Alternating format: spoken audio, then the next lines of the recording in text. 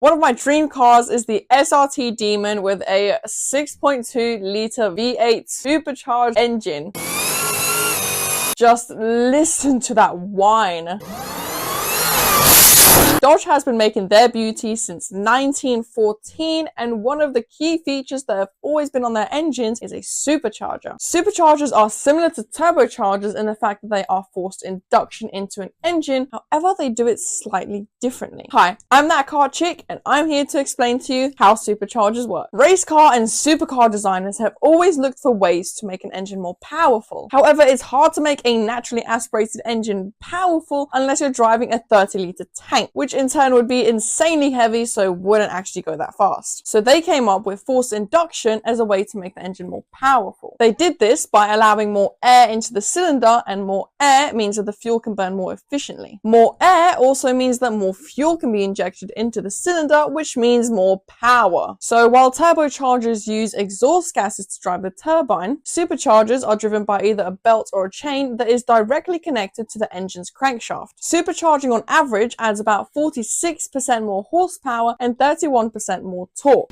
Damn! One of the most common types of supercharger is a centrifugal supercharger. A centrifugal supercharger looks a lot like a turbocharger. Time to get the drawing board back out. The supercharger has a compressor wheel, otherwise known as an impeller, that is driven by a belt or a chain. As the belt drives it, it spins up and sucks in air through this little air inlet, and then the air travels through the diffuser vanes and out through the air outlet into the engine. But because a centrifugal supercharger relies on a lot of RPM to suck a lot of air in, it isn't as effective at lower RPMs. So the faster your engine is spinning, the more air the cylinders are going to get. There are two other main types of superchargers known as positive displacement superchargers. The twin screw moves the same amount of compressed air into the engine per rotation, no matter what RPM your engine is spinning at. So there is consistent and instantaneous boost no matter your RPM. Inside of a twin screw supercharger, spoilers, are two large screws. However, they aren't regular screws. One is shaped sort of like a star and the other is shaped like a three-leaf clover. They both intertwine and are known as male and female screws. As they spin together, they draw air in through the air inlet, which is normally either on the top or at the back of the supercharger. And as the air travels between these screws, it gets squeezed together and compressed, and then it gets chucked out of the air outlet. And of course, this process creates denser air, which means more air molecules in the same volume of air, which means more fuel can be injected and that fuel will burn more efficiently, which means more boom. Now, the other type of positive displacement supercharger is what is known as the Roots type supercharger. These also have two screws inside of them. However, in comparison to the twin screw supercharger, these two screws are identical. They are also normally twisted rather than straight cut, which allows them to operate quieter and with less vibrations. Another difference is that rather than the air being squeezed in between the two screws, the air travels around the outside of the screws and gets compressed between the screw and the supercharger housing. The two streams of compressed air then blows and bounces into each other just before going out of the air outlet pipe. This then creates an even higher compression and density of air before it gets chucked into the engine. Now, as we know, compressing air makes the air really hot. And unlike turbochargers, which have a completely separate cooling system, superchargers are placed directly on top of the air intake, so an intercooler is built into the supercharger. A supercharger intercooler is normally water cooled, which means that the hot air passing through the intercooler is then cooled down by all the coolant flowing through it, and the heat is taken away by the coolant so that colder air comes out past the intercooler. So you get a compressed and dense flow of air into the engine. As superchargers are driven by the crankshaft, there is no lag, unlike turbochargers.